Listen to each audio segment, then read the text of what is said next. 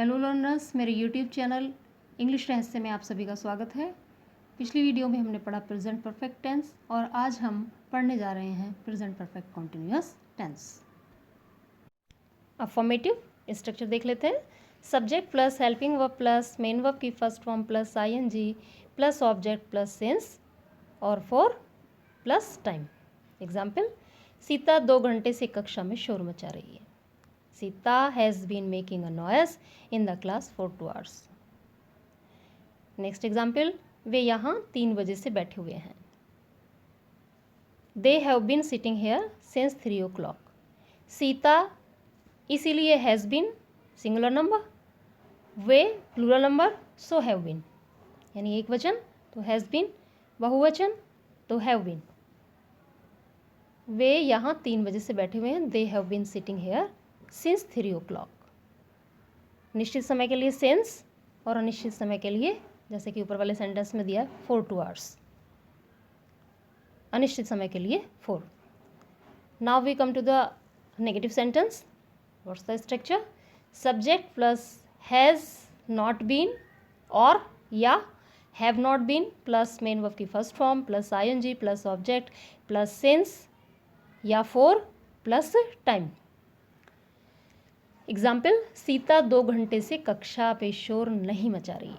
Negative है, शोर नहीं मचा रही है। Sita has not been making a noise in the class for 2 hours। Sita has not been making a noise in the class for 2 hours। Now we come to our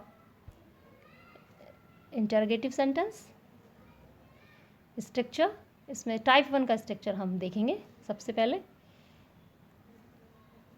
has या have plus subject plus been plus main verb की first form plus ING plus object plus since या for plus time. क्या तुम पिछले 3 दिनों से विद्यालय जा रहे हो? शुरू में क्या है तो हेल्पिंग वर्ब शुरू में लेंगे। Have you been going to school since last 3 days। Next example, क्या तुम पिछले 3 दिनों से विद्यालय नहीं जा रहे हो? तो यहाँ थोड़ा सा ध्यान देंगे। देखिए, have you not been going to school since last 3 days। सबसे पहले हेल्पिंग वर्ब, फिर सब्जेक्ट लिया है हमने, उसके बाद नॉट बीन है।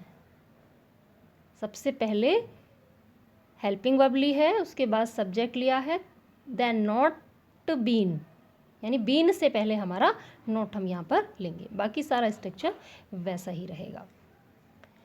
Now we come to type 2 structure देखते हैं।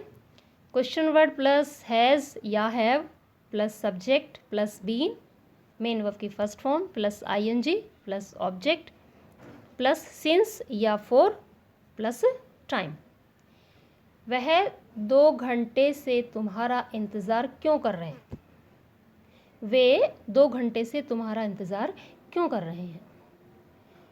इंटेरोगेटिव वर्ड हमारा सेंटेंस के बीच में है तो क्वेश्चन वर्ड सबसे पहले रखेंगे ट्रांसलेशन में।